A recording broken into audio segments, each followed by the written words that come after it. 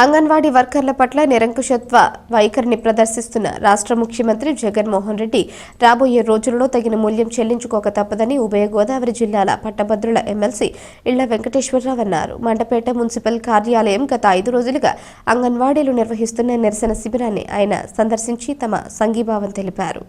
ఈ సందర్భంగా ఆయన మాట్లాడుతూ అంగన్వాడీ వర్కర్లకు కనీస వేతనాలు అమలు చేయాల్సిన బాధ్యత ప్రభుత్వంపై ఉందన్నారు.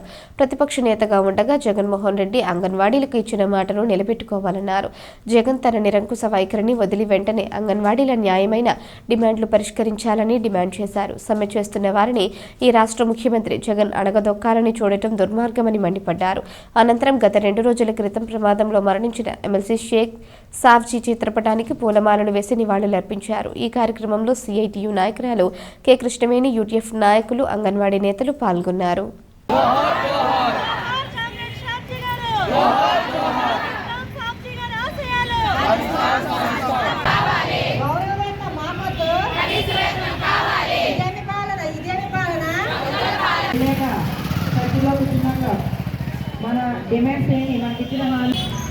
ప్రారంభించిన సమ్మె ఈరోజుకి 5వ రోజు అయినా ప్రభుత్వం ఏ సమస్య పరిష్కారాన్ని కూడా హామీ ఇవ్వలేదు, స్పందించలేదు.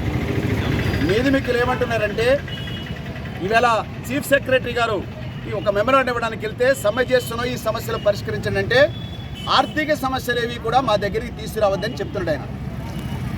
సంబంధిత శాఖ మంత్రి దగ్గరికి వెళ్తే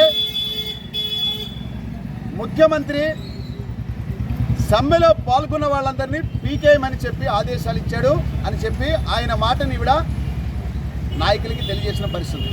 ఇప్పుడు అడుగుతున్నాం, ఇప్పుడు అంగన్వాడీల సమస్యల్ని ఎవరు పరిష్కరించాలి, ఎప్పుడు పరిష్కరిస్తారని అడుగుతున్నాం. మీరే కదా పాదయాత్ర నాడు తెలంగాణ ప్రభుత్వం కంటే అదనంగా మీ వేతనాలు చెల్లిస్తారని చెప్పే కదా ఓట్లన్నీ దండుకున్నారు కదా, రాజకీయ ప్రయోజనం పొందారు కదా. మరి 4.5 ఏళ్ళుగా అంగన్వాడీలకి ఇచ్చినటువంటి మాట మరిచిపోయారా అని చెప్పి వీళ్ళందరూ ప్రశ్నిస్తున్నారు, నిలదీస్తున్నారు. మీ పాలనాకాలం అయిపోతుంది కదా, మాకేమీ ఒరిగిందని చెప్పి వీళ్ళందరూ కూడా ప్రశ్నిస్తున్నారు.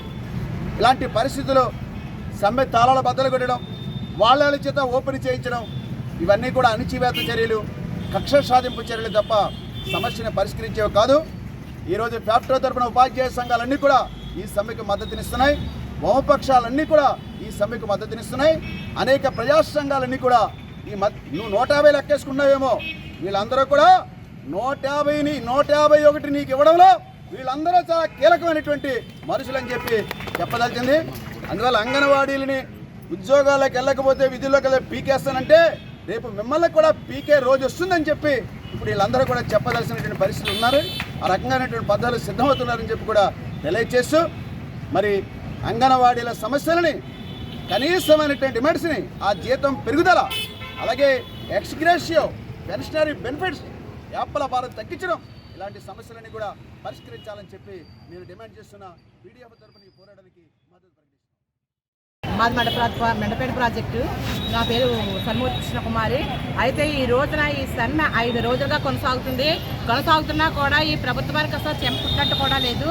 ఈ డిమాండ్స్ అన్నాయి మేమేమి గుంతమ కోరికలుగా కోర్చలేదు. అనేకమైన సందర్భాల్లో కూడా సమ్మె చేయడం జరిగింది. అనేక సార్లు రిప్రజెంటేషన్ ఇవ్వడం కూడా జరిగింది ప్రభుత్వ అధికారులకి. అయినా కూడా ఈ ప్రభుత్వం స్పందించిన ఈ రోజున మేము రోడ్డు ఎక్కవలసిన పరిస్థితి ఏర్పడింది. మేము కోరిందల్లా తెలంగాణ కన్నా అదనంగా జీతం ఇమ్మని ఒకటి, గ్రాడ్యుటీ ఇమ్మని ఒకటి అడిగాను తప్ప నువ్వు 62 సంవత్సరాలు చెయ్యి, 22 సంవత్సరాలు చెయ్యి అని మేమేమి అడగలేదు. అడగనేవన్నీ మేము తీర్చాము, అడిగినవేమో పక్కన పెడతాము అంటే మాత్రం ఇది చాలా అన్యాయం. దీన్ని అడగకుండానే ఆ రోజు ఆ ఓట్లేసి మేము గెలిపించాము. కానీ ఈ రోజున అడిగినా కూడా ఓట్లేయకుండా ఈ రోజున ప్రభుత్వాన్ని గద్దె దించే పరిస్థితి మాత్రం మా అంగన్వాడీ చేతుల్లోనే ఉందని మాత్రం మేము ఘంటాపదంగా కూడా తెలియజేస్తున్నాము. దీంట్లో మాత్రం ఎటువంటి సందేహం లేదు. మా డిమాండ్స్ అన్నాయి కనీసం ఇప్పటికైనా పిలిచి వెంటనే మా సమస్య పరిష్కరించినట్లయితే మేము చాలా సంతోషిస్తాము. అంతేకాకుండా పిలవడం, చర్చలు పిలవడం, మళ్ళీ నిరాశపరచడం, చర్చలు పిలిచడం, నిరాశపరచడం ఇదే జరుగుతుంది పదే. కాకపోతే ఇది ఎంతో కాలం కొనసాగదు. తొందరగా మా డిమాండ్స్ మీరు నెరవేర్చాలని